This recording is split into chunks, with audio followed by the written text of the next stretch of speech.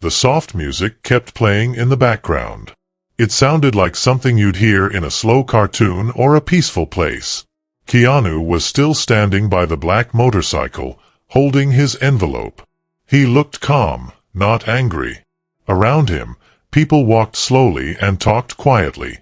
The floor was shiny, the lights were warm, and everything in the store looked expensive. The smell in the store was strong, like new leather jackets, coffee, and something that rich people like. Everyone was looking at the shiny motorcycles. Some were reading the little signs next to the bikes, some were taking pictures with their phones, and some were pretending they knew a lot about motorcycles. But most of them didn't really know the truth behind the bikes they were looking at. Trent, the man who worked at the store, came back. He didn't smile in a friendly way. Instead, he smiled like he was laughing at someone. "Still here," Trent said loudly, walking toward Keanu. "This isn't a museum, you know." Keanu didn't look at him. He didn't answer. His eyes were still on the motorcycle, the one called Vincent. Trent looked at him and tried to joke in a mean way. "You've been standing there for 10 minutes, Trent said. "Either buy something or stop breathing all over the bike." Keanu stayed quiet. He didn't move. He didn't look scared or angry. He looked calm, too calm. The way Keanu stood there made Trent uncomfortable. Most people would get upset or argue. But not Keanu. He didn't play Trent's game. Nearby, 2 rich people were watching. One was holding a coffee cup with something fancy like oat milk. The other one was on their phone, looking at pictures of a big white boat, a yacht. They noticed what Trent was doing, and Trent noticed them noticing. He liked attention. He smiled again and tried to sound clever. "Okay," he said, loud enough for others to hear. "What's so great about that old piece of junk? You like broken stuff? Or are you dressed up for some kind of movie?" Keanu finally turned his head to look at Trent. His voice was soft and even. "Where did this bike come from?" Trent raised an eyebrow, pretending he was in control. "It came from our collection," he said. "We got it through private channels. Fancy deals. You wouldn't get it." "I might," Keanu replied. "Oh yeah," Trent said. He stepped closer. "Let me guess, you're a blogger? A motorcycle historian on TikTok?" Trent laughed and looked over at the rich customers, hoping they would laugh too. But they didn't. Keanu still didn't smile. "That bike was never meant to be sold," he said quietly. Trent's face changed just a little. He didn't like what Keanu was saying. "Excuse me?" Keanu looked back at the motorcycle. It was donated to a museum. A place that remembers soldiers who didn't come home. It was given to honor them, not to be sold. "Oh, I get it now," Trent said, folding his arms and rolling his eyes. "You're saying it's yours? Let me guess, you want to take it back now?" Keanu didn't argue. He didn't raise his voice. He just opened the tote bag he had been carrying on his shoulder. From inside, he took out an envelope. It was old-looking. The paper was yellow at the edges, like it had been saved for many years. Keanu held it out toward Trent. "This is proof," he said. Trent took the paper quickly, like he didn't care. He looked down at it and started reading. At first, he tried to laugh. But slowly, his smile faded. The paper had something very real on it. It had a seal from the Valor Memorial Museum. That's a real place where people honor heroes. At the bottom of the paper was a name, Colonel Everett Shaw. That's a real army officer. And the paper said clearly that the bike had been donated, not sold, not given away, donated for a good cause. Trent didn't say anything for a moment. He wasn't trained to read official documents, but even he could tell this wasn't just printed at home. It looked real. It felt real. But Trent didn't want to admit that. He didn't want to lose in front of the people watching. I don't know where you got this, Trent said, trying to sound tough. But this doesn't mean anything. Keanu didn't look angry. He just shook his head slowly. It means everything to the people it was meant to honor. Trent held the paper tighter in his hand. It's just a bike, he said.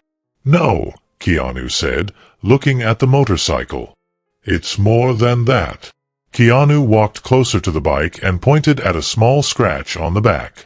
I made that mark, he said, in 2015, when we loaded this bike into a crate, ready to send it to the Valor Memorial. I was there. I helped a man named Hank Monroe. He was a soldier who lost both legs in the war. We worked on this bike together. We fixed it up in my garage. Keanu's voice was quiet, but strong. We didn't make it pretty to sell it. We made it special to remember the ones who didn't make it home. Some people in the store stopped walking. They were listening now. Keanu opened the envelope again. He showed everyone a photo inside. In the photo, there was a younger Keanu shaking hands with a man in a wheelchair. Behind them was the very same black motorcycle. This bike, Keanu said, was never meant to be here. It was stolen. Someone lied. Someone sold it when they had no right. The room was very quiet now. Even Trent didn't know what to say. Just then, the front door opened.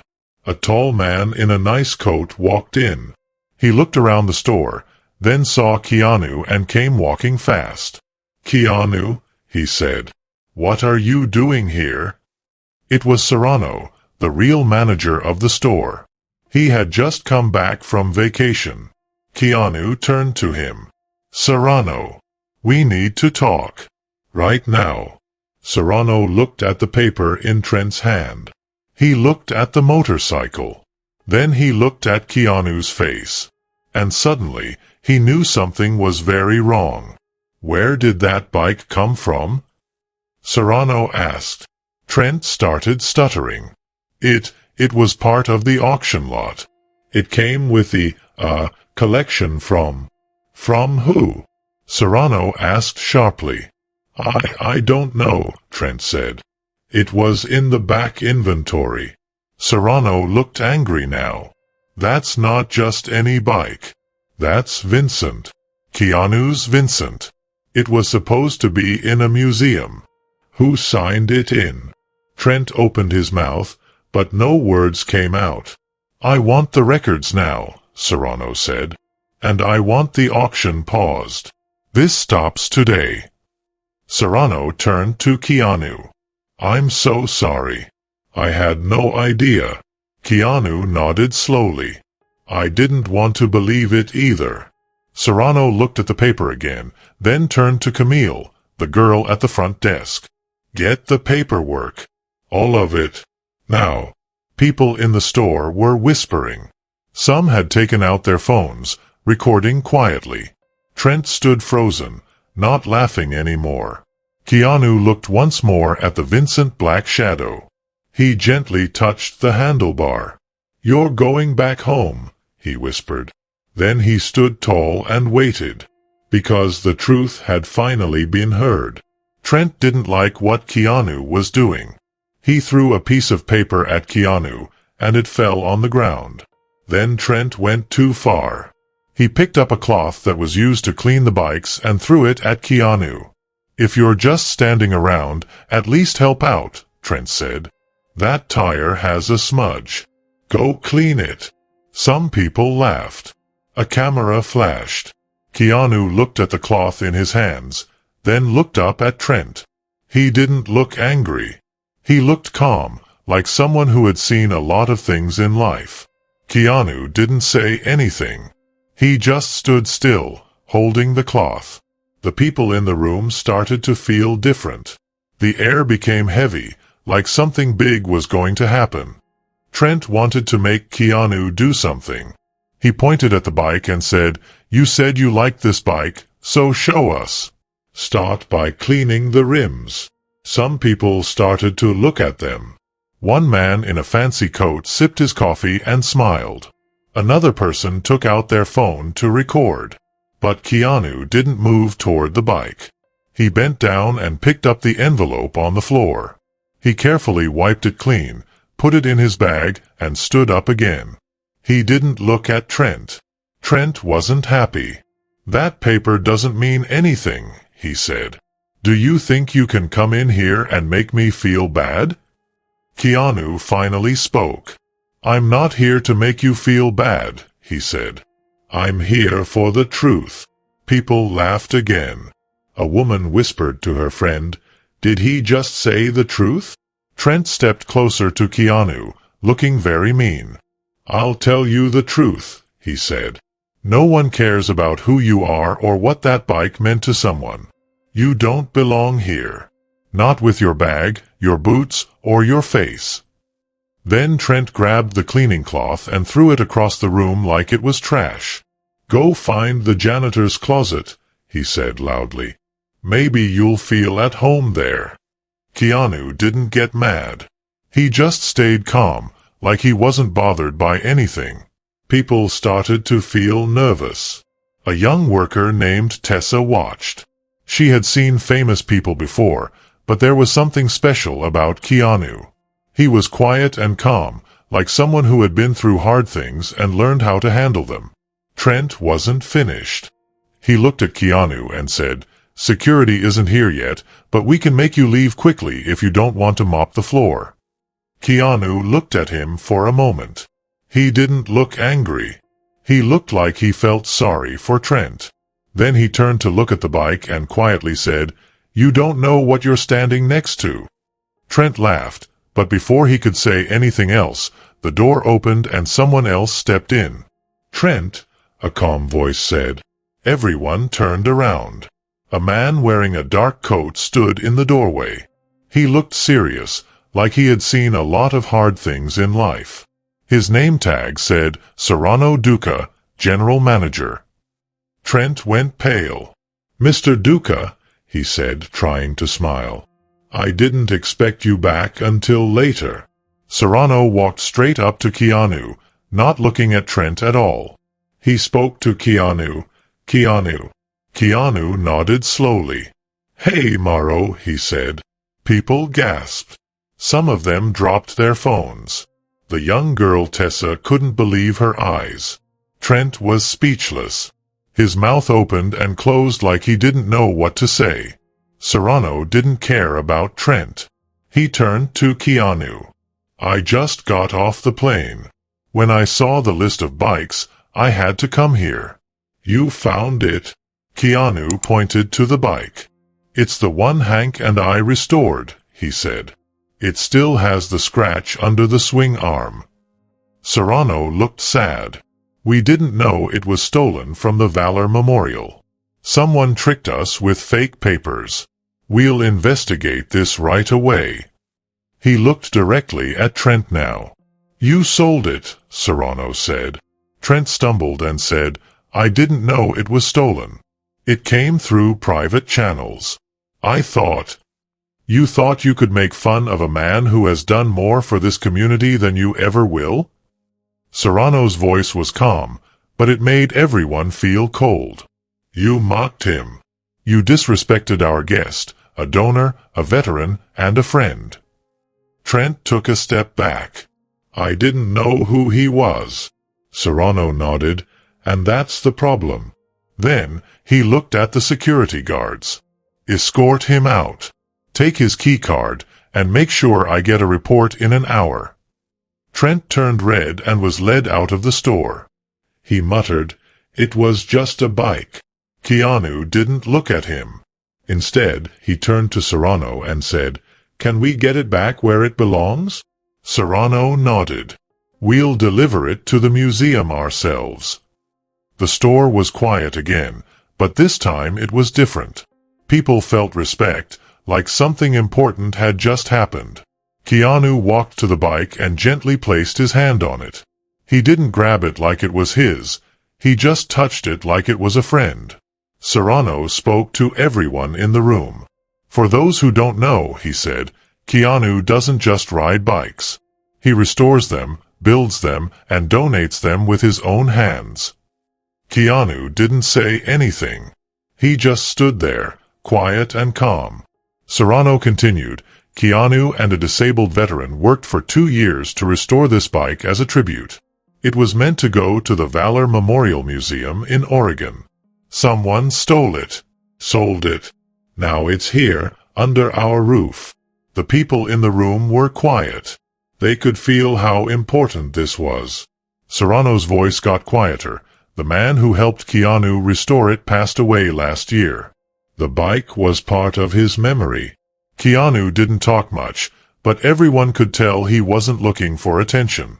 He had already said what was important. Serrano looked around at the people in the room. This store is about honoring what we've made. If we forget why these bikes are important, we lose more than a sale. We lose who we are. Then, Tessa stepped forward. She was nervous but spoke anyway. I remember when you gave the speech at the ceremony. You said there were 2 engines that never stopped. One was the bike and the other was Dai's heart. Keanu looked at her and his eyes softened. Yeah, he said quietly. That was him. He could fix anything, except the time he ran out. Serrano put a hand on Keanu's shoulder. We'll take care of everything. The papers, the bike, the press. You shouldn't have had to defend yourself or the bike. Keanu nodded, looking around at everyone. Just make sure the people who forged those papers can't do it again.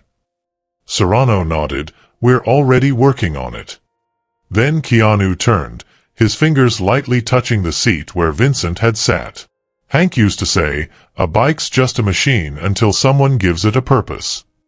Keanu thought about how Hank would have hated seeing the bike behind glass. Morrow smiled. Let's ride it back ourselves. Keanu's lips barely smiled, but it was the first time he had smiled since entering the showroom. For the first time, he walked toward the door, quietly confident, like someone who didn't need to prove anything anymore. The room behind him was still, almost as if the bikes were holding their breath. People around him whispered. After Trent was taken away and Morrow quietly dealt with things, Cavalier Motors felt different. The shiny floor that had been cleaned to look good now reflected something real, truth. And truth had a name, Keanu Reeves. His cap was still in his back pocket, and his dark hair, a little gray, stuck to his forehead from the rain. His hoodie, simple and unimpressive, now looked like something worn by a warrior. People stared at him, but not to laugh. They started because now they saw him for who he really was. Is that really him? Someone whispered from the lounge area.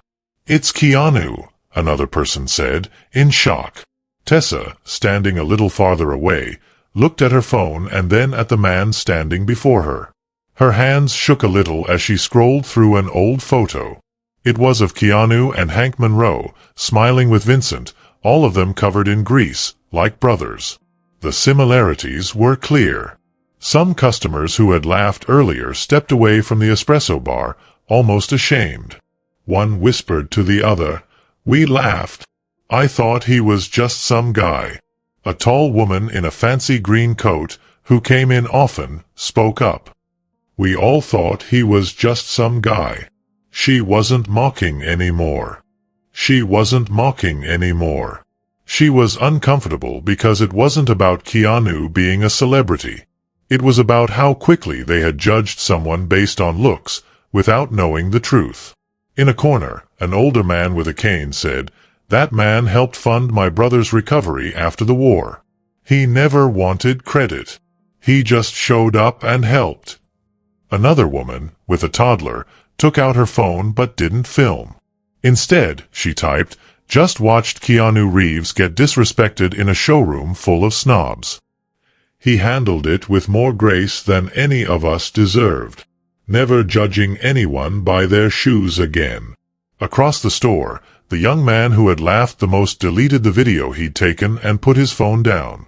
Keanu turned slowly, his gaze sweeping the room, not angry, just calm. He looked at the man holding the toddler, then at the older man near the bikes, and then at Tessa. For a brief moment, they shared something. Clarity, not fame, not gratitude, but understanding. Morrow stepped beside him. "Are you ready?" he asked. Keanu nodded. Together, they walked to the back office to work on paperwork for Vincent's bike. Each step Keanu took seemed to change the air around him. It felt heavy, like truth was finally in the room.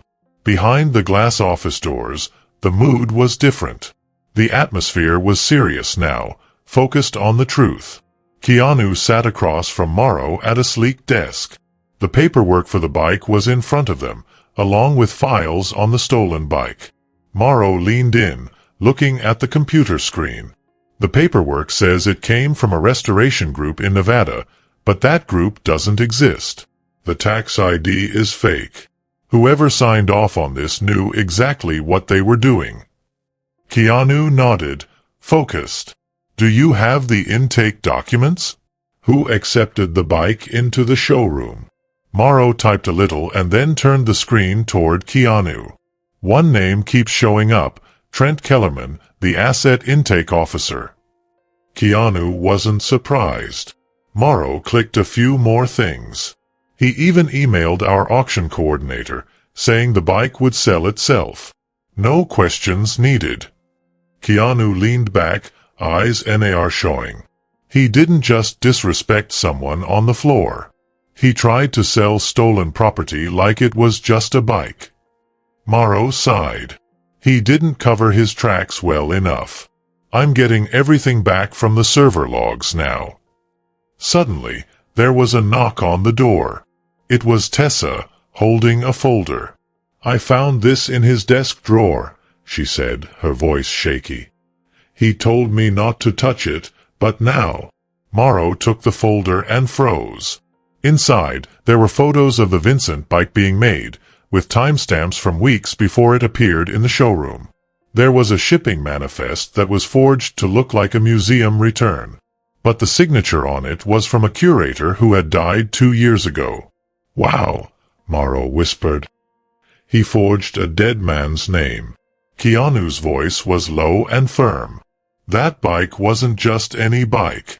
It belonged to a friend, and it was part of a story to honor veterans. He tried to sell it for money, like it was just a machine. Morrow stood up. "We'll call the museum, press charges, and get legal involved." Keanu looked at him. "You can handle the legal stuff. I'll handle the story." Morrow gave him a grim smile. "Deal." As Keanu stepped back into the showroom, the room went quiet. People watched him walk through the store, knowing something had changed. With the proof in hand, the story of the stolen bike was about to be told. When Keanu stepped outside, the rain had stopped. The air felt fresh, and the weight on his shoulders seemed lighter. The Vincent Black Shadow bike was being carefully packed away, not for sale, but to be returned to the museum where it belonged. Keanu didn't look back. He didn't need to. He walked slowly down the sidewalk, his boots still damp, the tote bag softly swaying at his side. People passed by, not even noticing him. To most, he still looked like just another man in a hoodie walking through the city. But inside that store, everything had changed. Back in the showroom, Morrow stood in front of the staff. "I want you all to think about what happened today," he said. "We sell power, speed, and legacy, but none of it matters if we forget the person behind the helmet." He paused. "We judged someone, we laughed, and we were wrong." Tessa stepped forward, holding the donation certificate carefully. "He didn't come here to shame anyone. He just wanted to protect a memory." People murmured in agreement. "I'll never look at a customer the same way again," someone said. "He didn't raise his voice once," another added. Outside, a stranger took out his phone and posted, "Just saw Keanu Reeves get disrespected today, but then I saw him handle everything with kindness and truth.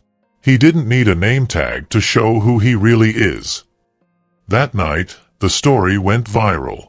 Not because it was dramatic or about a celebrity, but because it showed something about all of us. How easy it is to judge someone without knowing the truth. Keanu never posted anything, but the video of him saying the bike was never meant to be sold reached millions of people. They left comments like, "Respect is the real luxury," and "I cried when he said, Hank used to say that." Not all heroes wear capes. Some of them carry canvas bags and have quiet eyes. The message was clear. Don't judge someone by what they wear, what they drive, or how they look when they enter a room. Sometimes the person in muddy boots isn't lost. They're just walking toward the truth.